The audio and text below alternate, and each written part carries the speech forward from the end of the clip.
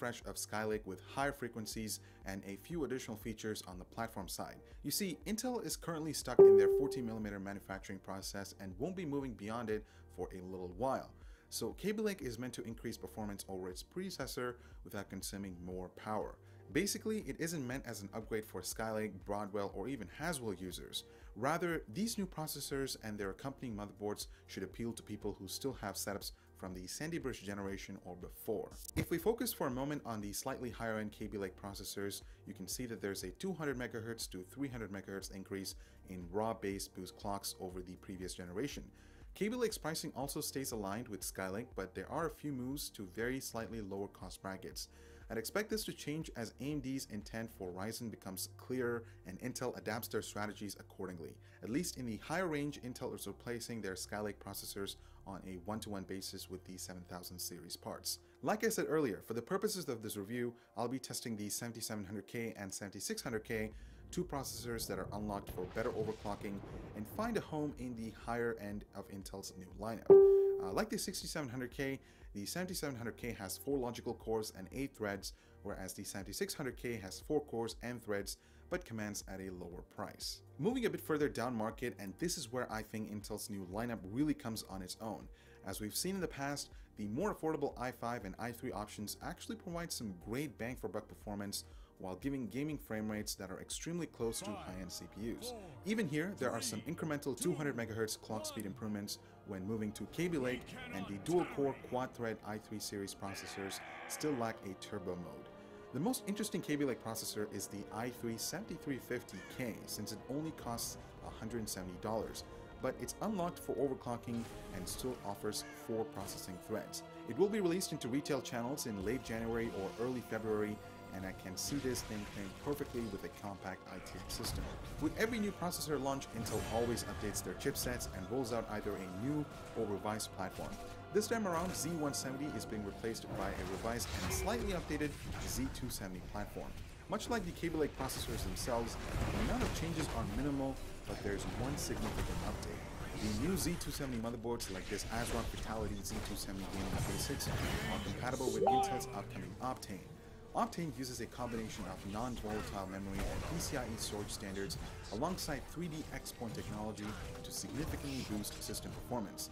In many ways, Optane can be compared to Intel's Smart Responsive SSD caching technology, but it will achieve its goals faster and with more security. In order to better support Optane and other next-generation storage standards, the Z270 PCH has 4 additional PCIe 3.0 lanes. I'll be covering Optane a bit later this year, so stay tuned for that. Even though there hasn't been much done to the Z270 chipset to differentiate it from Z170, ASRock and other motherboard manufacturers are launching some pretty interesting products. In the case of this gaming K6, it may cost less than $200, but it features onboard diagnostic LEDs and power arrest switches. There's also plenty of space for aftermarket cooling installation with a 12-phase digital power delivery system. It has a USB 3.1 Type A and Type C ports on the very complete rear I/O, and 4 DDR4 slots rated at 3866 MHz population. Incredible stuff. Compared to the original gaming K6, this generation adds an Optane supporting M.2 slot as an add-on, a third M.2 slot dedicated for a Wi-Fi Bluetooth module, dual Intel LAN modules, and a Creative Sound Blaster Cinema 3 audio controller. Other than a few connectivity improvements, ASRock has really gone to town with other add-ons. There's now full RGB LED control alongside a dedicated LED header. They bundle in a higher bandwidth SLI bridge. It has steel-reinforced PCIe X16 slots and a dedicated water pump header. Expect many other Z270 motherboards to offer similar features at very competitive prices.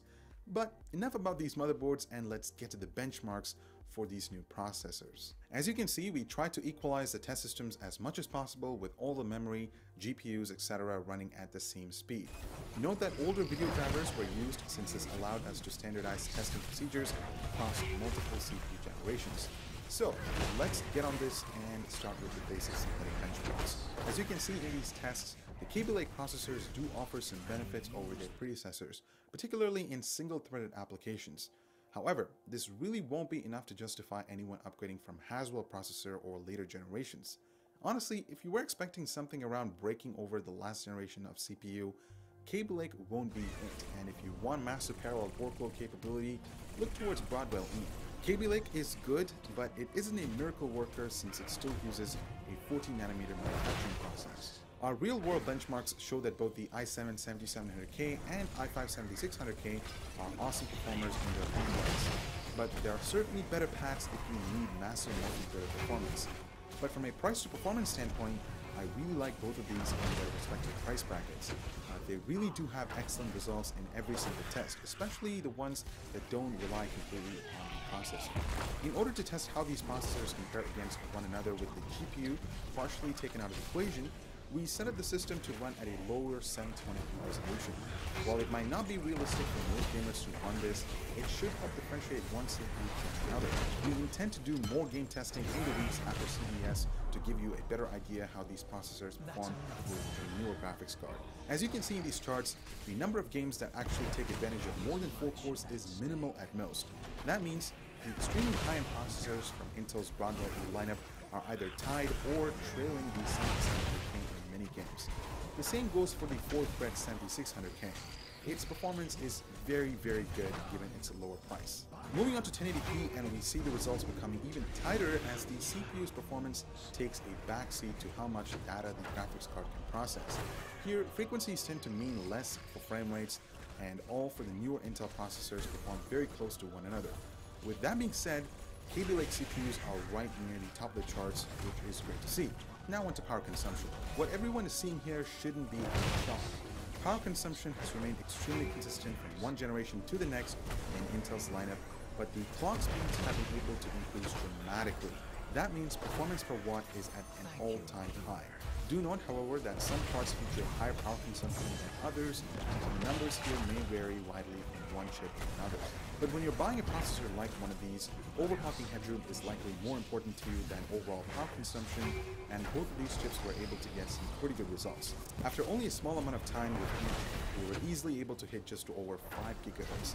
For the 7600K, which normally runs at 4.2 GHz, an additional 900 MHz with simply a multiplier change and voltage increase is quite impressive and will net you some very good performance increases. Moving on to the 7700K, and I was a bit less impressed with it since the final clock speed was also just north of 5.1 GHz. But you also can't forget that this CPU starts out life running at 4.5 GHz in turbo mode. Over on the site, our team will be trying to push these chips even further, which will take some time, but it shouldn't be too hard. Kaby Lake includes new beat clock and voltage controls which are meant to improve stability. With those in action, high frequencies are certainly possible.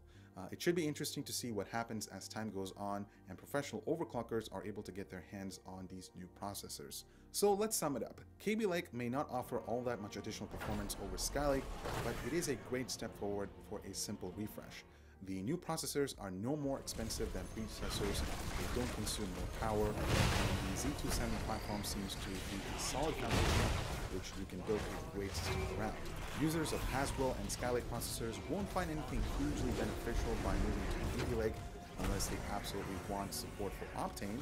However, the Z270 motherboards themselves will offer a massive connectivity upgrade for people who are still rocking Ivy Bridge and earlier processors.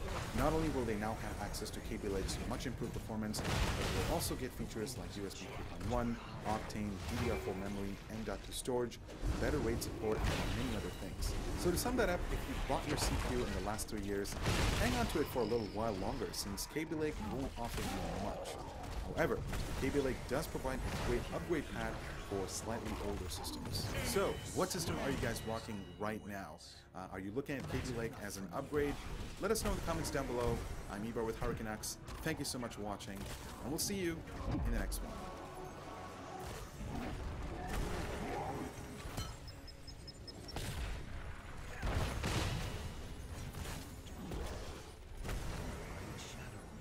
RGB and UV on the same strip?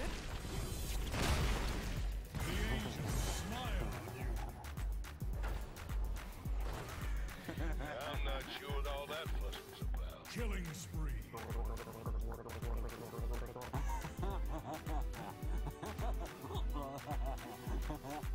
Introducing the RGB UV hybrid LED strips from CableMod. Click on the link in the description for more info. Please use responsibly. What What's up, guys? If you're watching this video on the day of upload, the embargo on Intel's 7th generation core processors has finally lifted, giving me free reign to spill the beans on Kaby Lake and its Z270 chipset.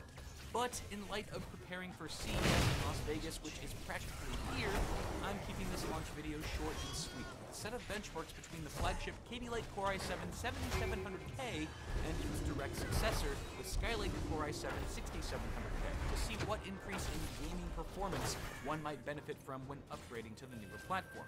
Now, as a semi-spoiler, we're not going to be seeing through-the-roof gains here, because Kaby Lake is just an optimization of the same 14nm architecture that Skylake is based on. Not to mention, both carry the same 4-core 8-thread count and cache capacity. Although clock speeds see a nice boost in the lineup, much of the hype surrounding Kaby Lake involves support for features like Intel's super-fast Optane storage technology and a wider range of interfaces with Z270, such as onboard USB 3.1 Gen 2 Type-C. Now, are these cool next-level features that we should get excited about? Yes. Will they increase our frame rates and make our games prettier? Not a chance.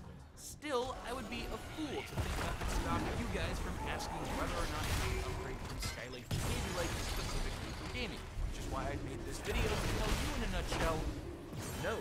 To back this claim up, I used a number of constants for our testing, including 16 gigs of Corsair Vengeance LPX DDR4 3200, the Corsair H100i GTX 2, a GTX 1070 Founders Edition running at reference speeds, a 1TB Crucial MX200, and an old but still working Corsair HX 750-watt power supply. The only variables in this test were the CPUs, of course, and the motherboards. For Z170, I employed the Asus Maximus 8 formula, and its new challenger, the Z270 Gaming M7 from MSI. For the Skylake 6700K, I was able to overclock it to 4.6 GHz, while the 7700K, which turbos to 4.5 out of the box, was able to hit 4.9 GHz after some quick tuning in the BIOS. This is certainly one of the bigger attractions of Kaby Lake, awesome overclocking potential and higher clock speeds over its predecessor. Finally, all games were tested on the 376.33 NVIDIA drivers on Windows 10, on a motherboard retail box, on a crappy table I got at Walmart. True story. With all that said, let's fire up the benchmarks and see how these two chips stack up.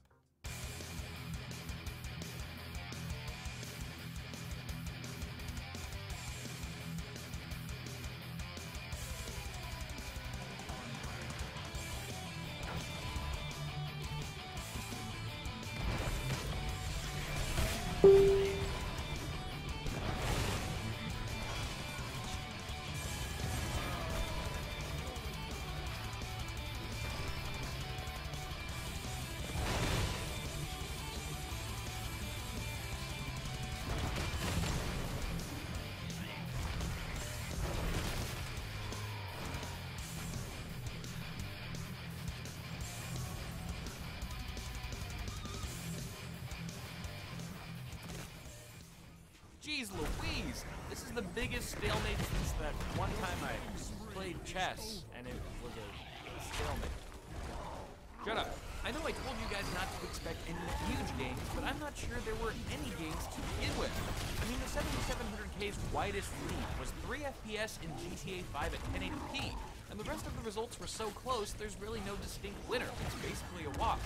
While this seems really disappointing at first, the upside here is that if you have a 6700K that you're mostly using for gaming, you don't have to feel like you're being left behind in this new release. These kinds of tests are a constant reminder that most games today are still heavily GPU bound, and based on this initial batch of results, Skylake seems to be just as capable at gaming as its refined counterpart. I would have loved to compare thermals like I normally do, but at the time of filming, Kaby Lake isn't yet recognized by monitoring software, so that'll have to wait for a future video.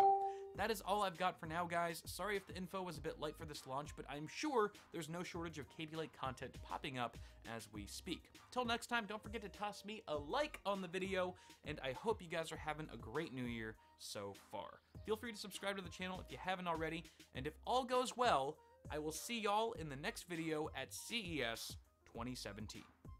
Have a good one.